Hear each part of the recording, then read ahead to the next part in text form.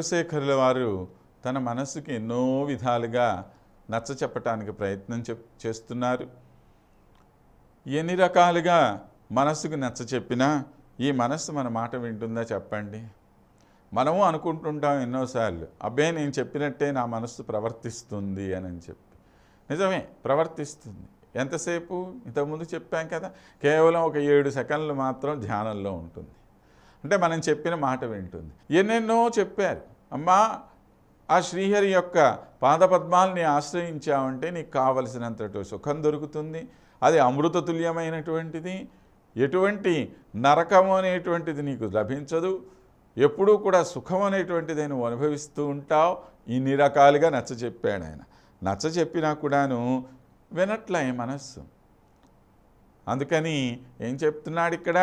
ఒసే బుద్ధి లేని మనస్సా, మందబుద్ధిలాగా ఉన్నావే, ఎన్ని చెప్పినా నీకు అర్థమవుతున్నట్టు లేదే అని చెప్పి మరలా ఆ మనస్సుని హెచ్చరిక చేస్తున్నారు ఇక్కడ. ఈ మనస్సు చాలా దిగులు పడిపోయి కూర్చొని ఉందిరా.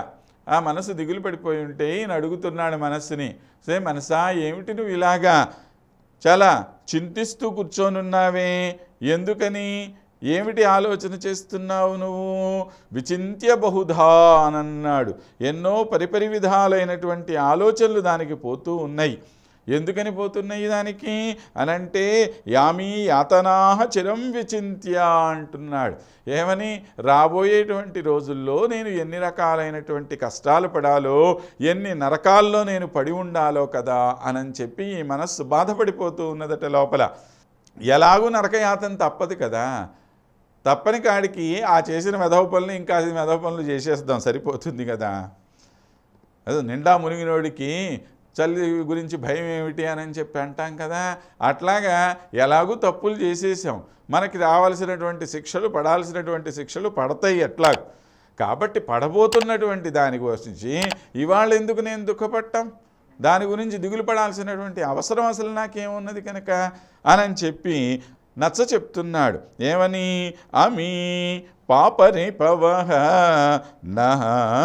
న ప్రభవంతి. సే మనస్సా, మన కోసమే ఇదిగో ఈ పాపాలు ఇవన్నీ రావట్లా, ఈ కష్టాలు అనేవి మన కోసం రావట్లా. ఎందుకని? మన యొక్క కష్టాలని దూరం చేయటానికి ఒక ఆయన ఉన్నాడు అక్కడ. ఏమిటి ఆయన పేరు? శ్రీధర అన్నాడు. చూడండి, అంటే ప్రతి మాటని ఎంత చక్కగా ఆచితూచి వేస్తారు కులశేఖరుల వారు. అంత చక్కగా ఇక్కడ ప్రత్యేకంగా ఇంకొక నామం ఎంత పెట్టుకోవచ్చు కదా, ఏ నామము పెట్టకుండా కేవలం శ్రీధర అనే అంటున్నాడు ఆయన. శ్రీధర అంటే ఏమిటి అర్థము? లక్ష్మీదేవిని ధరించినటువంటి వాడా అని అర్థం. ఎందుకని? లక్ష్మీదేవి గనక పక్కన ఉంటే ఈ స్వామి మనస్సు ఎప్పుడూ కూడా కరుణతో నిండిపోయి ఉంటుంది. ఆ ఉన్నటువంటి లక్ష్మీదేవి ఏం చేస్తున్నది? మనలో ఉండేటువంటి తప్పులన్నిటినీ తాను దూరంగా పెట్టేసి దాచిపెట్టి స్వామి దగ్గరికి వెళ్ళి, ఏమయ్యా ఇదిగో వీడు చేసినటువంటి తప్పులు ఇవి, కానీ ఆ తప్పులన్నిటినీ నువ్వు మనసులో పెట్టుకోమాక.